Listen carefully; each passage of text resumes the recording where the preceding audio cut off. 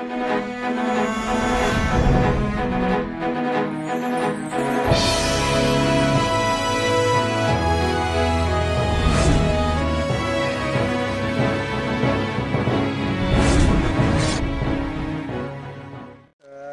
kasih. Tentu yang pertama saya ingin menyampaikan bahwa di tengah merebahnya mitigasi COVID-19 ini, maka di suatu sisi ada 267 penduduk yang harus makan.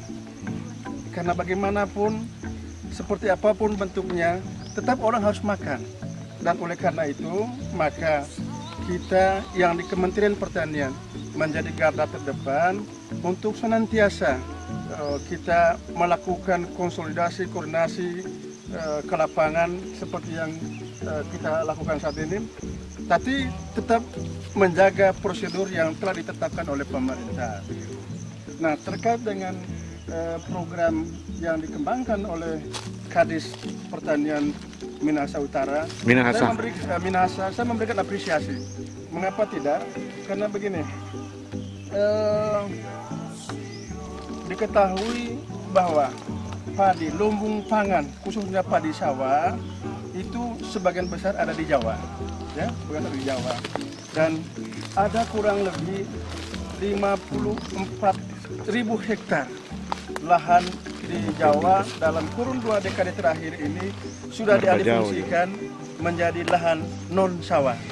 Nah, pertanyaannya adalah luas lahan itu kemudian di Indonesia ini terdapat 55,5 juta hektar lahan kering. Lahan kering yang begitu luas. Kemudian yang baru ditanami dengan padi gogo atau padi ladang baru 1,1 juta hektar. Itu artinya masih ada sekitar 4 juta lebih yang masih potensial untuk ditanamkan. Dan karena itu program yang Ibu Kadis Minahasa buat ini adalah salah satu solusi agar lahan-lahan yang tersisa ini masih bisa diupayakan sehingga ketahanan pangan itu tetap berlanjut dan secara sustainable. Nah, ini yang menarik bahwa padi ini padi ladang yang memang merupakan padi spesifik lokasi, padi khusus yang dikembangkan oleh Minahasa, Kabupaten Minahasa dan Sulawesi Utara umumnya. Saya ingin menyampaikan bahwa sebetulnya bukan Baraditbang itu sudah memiliki beberapa varietas unggul untuk padi ladang. Ada salah satu padi namanya padi amfibi. Mengapa dikatakan padi amfibi? Karena bisa pula ditanam di lahan kering atau di ladang di kebun, dan bisa juga ditanam di sawah. Produksinya tinggi. Uji coba kami di Minahasa Selatan kemarin itu ada sekitar 7 ton per hektar, luar biasa. Begitu Pak, 7 ton. Nah, artinya begini, kalau petani-petani mungkin ini sekitar 4-5 ton. Nah, tentu kalau menggunakan padi varietas unggul ciptaan anak bangsa, maka akan ada peningkatan produksi dengan input yang sama. Kalau sentuhan teknologi begitu bagus, maka yang kita harapkan adalah peningkatan produksi. Selain itu, padi amfibi tadi itu memiliki rasa pulen, rasa enak, dan mudah-mudahan di sini sudah berkembang. Tadi saya sampaikan ke salah satu peneliti kami, kalau berkenan masih ada ketersediaan bisa dibagikan ke sini. Nah, mudah-mudahan begitu, Bu Kadis.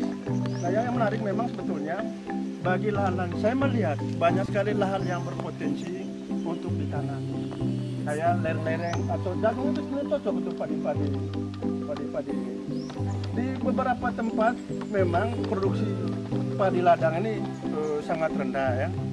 Berkisar ada yang sampai 2, yang di tingkat petani tapi di tingkat petani 2 sampai 2,5 ton.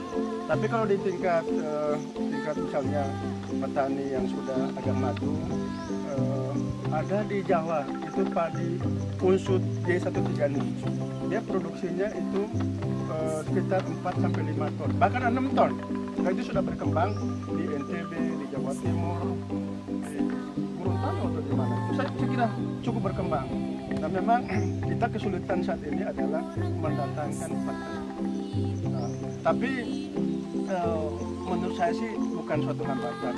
Bila mana itu misalnya bukan butuh, kami akan mencoba menghubungi balai besar di Sukamandi karena di sana pusat perbandingan padi. Tetapi memang kalau ibu mau butuh, maka itu harus diminta jauh sebelumnya.